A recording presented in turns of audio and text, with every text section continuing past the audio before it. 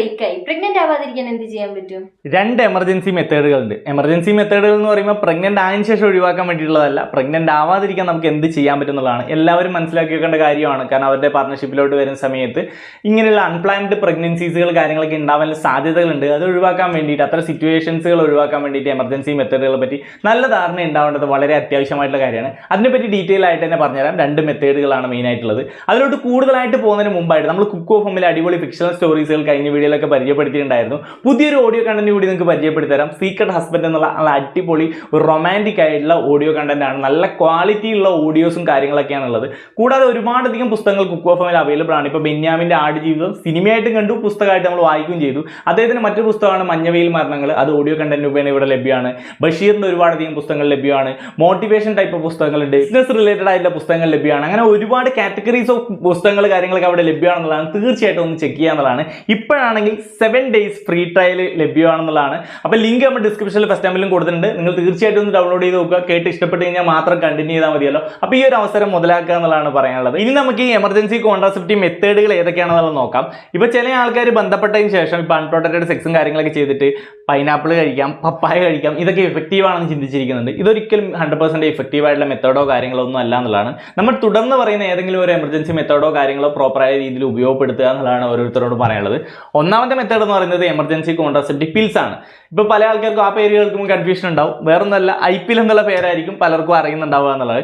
IPIL എന്നുള്ളത് high dose hormonal tablets ആണ്. പ്രൊജസ്റ്റോണിന്റെ high dose ടാബ്ലറ്റ്സുകളാണ് ഇത്തരത്തിലുള്ള IPIL എന്നുള്ളത്. അപ്പോൾ ഇത് കഴിക്കേണ്ട എങ്ങനെയാണെന്ന് വെച്ച് കഴിഞ്ഞാൽ ബന്ധപ്പെട്ടതിന് ശേഷം 72 മണിക്കൂറിനുള്ളിലെങ്കിലും കഴിക്കാം. അപ്പോൾ അത് എത്രയും പെട്ടെന്ന് കഴിക്കുന്നോ അതാണ് ഏറ്റവും ഇഫക്റ്റീവ് ആയിട്ടുള്ള ഒരു കാര്യം എന്നുള്ളത്. ഇത് ഡോക്ടറിന്റെ പ്രിസ്ക്രിപ്ഷൻ ഇല്ലാതെ തന്നെ മെഡിക്കൽ സ്റ്റോറിൽ നിന്ന് വാങ്ങിച്ച് ഉപയോഗിക്കാൻ പറ്റുന്നവയാണ്. ഇത് ഉപയോഗിക്കുന്നതിലൂടെ ഷോർട്ട് ടേം സൈഡ് എഫക്ട്സുകൾ കാര്യങ്ങളൊക്കെ ഫീൽ ചെയ്യാം. അതിപ്പോൾ സൈഡ് എഫക്ട്സുകൾ എന്ന് പറയുമ്പോൾ ഇപ്പം കാര്യമായിട്ടുള്ള വോമിറ്റിംഗ് ഉണ്ടാവാം ചിലർക്ക്, ഇല്ലെങ്കിൽ വോമിറ്റിംഗ് ടെൻഡൻസി മാത്രമായിരിക്കാം ചിലർക്ക് കാര്യമായിട്ട് ഫീൽ ചെയ്യണമെന്നില്ല. പിന്നെ ചിലർക്ക് നല്ല തലവേദന ഫീൽ ചെയ്യാം, ബ്ലഡ് സ്പോട്ടിങ്, വെജനിൽ നിന്ന് ചെറിയ ബ്ലീഡിങ് കാര്യങ്ങളൊക്കെ കാണാം. ഇങ്ങനെ പല ബുദ്ധിമുട്ടുകൾ കാണാം. എല്ലാവരിലും ഒരുപോലെ ഉണ്ടാവണമെന്നൊന്നുമില്ല. പിന്നെ തൊട്ടടുത്ത പീരീഡ്സ് കറക്റ്റ് ടൈമിൽ വരണമെന്നില്ല എന്നുള്ളതാണ്. ഇനി ഈ IPIL 100% സേഫ് ആണോ എന്ന് ചോദിച്ചു കഴിഞ്ഞാൽ അങ്ങനെ 100% ഗ്യാരണ്ടിയോ കാര്യങ്ങളൊന്നുമില്ല. ഇപ്പോൾ ഒന്നാമത് തന്നെ IPIL കഴിച്ച് കഴിഞ്ഞാൽ ഡിലേ ആവാന്നുള്ളത് ഞാൻ പറഞ്ഞു. അപ്പോൾ തൊട്ടടുത്ത പീരീഡ്സ് ആവുന്നില്ലെങ്കിൽ പ്രൈമറായിട്ടൊന്ന് സംശയിക്കാം, ചിലപ്പോൾ IPILൻ്റെതായ ഡിലേ ആയിരിക്കാം. അല്ല എന്നുണ്ടെങ്കിൽ ഈ പറയുന്ന പ്രഗ്നൻ്റ് ആയതിൻ്റെ കേസിലും ആവാം. അതുകൊണ്ട് തന്നെ ഒന്ന് ടെസ്റ്റ് ചെയ്യുന്നത് എന്തുകൊണ്ടും നല്ലതാണ്. ഡിലേ ആയി പോവുകയാണെന്നുണ്ടെങ്കിൽ ഒന്ന് ടെസ്റ്റ് ചെയ്യുന്നത് എന്തുകൊണ്ടും നല്ലതാണെന്നുള്ളതാണ്. അപ്പോൾ സെക്സ് സംഭവിച്ച ശേഷം ഏറ്റവും പെട്ടെന്ന് കഴിക്കുന്നതാണ് നല്ലതെന്നുള്ളതാണ്. ഒന്നിലധികം തവണ IPIL കഴിക്കാൻ സാധിക്കുമോ? ഒന്നിലധികം തവണ കഴിക്കാൻ പറ്റുമെന്ന് ചോദിച്ചു കഴിഞ്ഞാൽ ഒരു മെൻസ്ട്രൽ സൈക്കിൾ തന്നെ ഇപ്പോൾ ഒരു പ്രഗ്നന്റ് ആവാൻ സാധ്യതയുള്ള ടൈം ഉണ്ടല്ലോ. അപ്പോൾ ആ ടൈമിൽ പല തവണകളിലായിട്ട് ചെയ്യുകയാണെന്നുണ്ടെങ്കിൽ ഒറ്റ IPIL കഴിച്ചതിനെ കൊണ്ട് കാര്യം ഉണ്ടാവില്ല. ആ പലതവണ ബന്ധപ്പെടുന്ന സമയത്ത് IPIL വീണ്ടും വീണ്ടും കഴിക്കേണ്ടതായിട്ടുണ്ട്. അപ്പോൾ മാക്സിമം സേഫ്റ്റി ഉപയോഗിച്ച് തന്നെ ചെയ്യുക എന്നുള്ളതാണ്.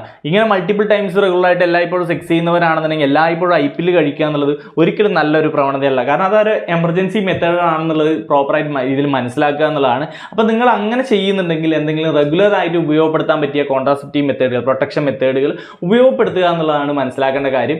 കോണ്ടംസ് ഉപയോഗിക്കുക, അല്ലെങ്കിൽ കോണ്ടംസ് ഡാമേജ് ആയാൽ മാത്രം ഇത്തരത്തിലുള്ള മെത്തേഡുകൾ ഉപയോഗിക്കുന്ന രീതിയിലോട്ടോ കാര്യങ്ങളോ വരിക എന്നുള്ളതാണ്. അതുകൊണ്ട് എമർജൻസി മെത്തേഡ് റെഗുലറായിട്ട് എപ്പോഴൊക്കെ ചെയ്യുന്നു അപ്പോഴൊക്കെ ഉപയോഗിക്കേണ്ടതായിട്ടുള്ള ഒരു മെത്തേഡ് അല്ല എന്നുള്ളത് മനസ്സിലാക്കേണ്ട ഒരു കാര്യമാണ്. കാരണം ഹൈ ഡോസ് ഹോർമോണൽ ടാബ്ലറ്റ് ആയതുകൊണ്ട് നിരന്തരം കഴിക്കുകയാണെങ്കിൽ ലോങ് ടേമിലോട്ട് ബുദ്ധിമുട്ടുകൾ, ആ ഒരു ഹോർമോണൽ ഇംബാലൻസ് ഒക്കെ ആ ലേഡിയെ സംബന്ധിച്ചുണ്ടാവാനുള്ള സാധ്യതകളുണ്ട്.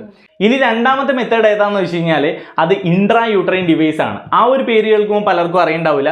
അത് കോപ്പർട്ടി എന്ന് പറഞ്ഞു കഴിഞ്ഞാൽ പല ആൾക്കാർക്കും അറിയുന്ന ഒരു കാര്യമായിരിക്കും. പക്ഷേ ഈ കോപ്പർട്ടി എന്നുള്ളത് ലോങ് ടേമിലൊക്കെ പ്രഗ്നൻസി തടയാനായിട്ടല്ലേ യൂസ് ചെയ്യുന്നത്?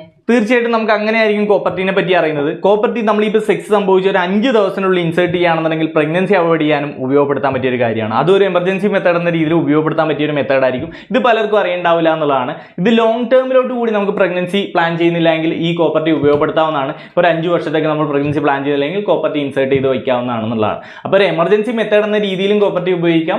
ഇങ്ങനെ ലോങ് ടേമിലോട്ട് പ്രഗ്നൻസി അവോയ്ഡ് ചെയ്യാനും കോപ്പർട്ടി ഉപയോഗപ്പെടുത്താൻ പറ്റുന്നുള്ളത് പലർക്കും പുതിയ അറിവ് തന്നെയായിരിക്കും. അപ്പോൾ ഈ 2 മെത്തേഡുകളാണ് നമ്മുടെ മുന്നിൽ ഉള്ളത്. അപ്പം ഇങ്ങനെ ഒരു അൺപ്രൊട്ടക്റ്റഡ് സെക്സ് സംഭവിച്ചു, ഒരു റിസ്ക് ഉള്ള സിറ്റുവേഷൻ വരുവാണെങ്കിൽ ഏതെങ്കിലും ഒരു മെത്തേഡ് ഇഫക്റ്റീവായിട്ട് ഉപയോഗപ്പെടുത്തുക എന്നുള്ളതാണ് പറയാനുള്ളത് എന്നുള്ളതാണ്. ഈ ഒരു ഇൻഫർമേഷൻ എല്ലാ കൂട്ടുകാരും ഒരുപോലെ തന്നെ അറിഞ്ഞിരിക്കേണ്ട കാര്യമാണ്. സോ മാക്സിമം ഒന്ന് ഷെയർ ചെയ്ത് കൊടുത്തേക്കുക. കൂടുതൽ ഇൻഫോർമേറ്റീവ് വീഡിയോസിനായി ഫോളോ ചെയ്തൊക്കെ മറക്കണം. മറ്റു വീഡിയോ കാണാം. Bye guys.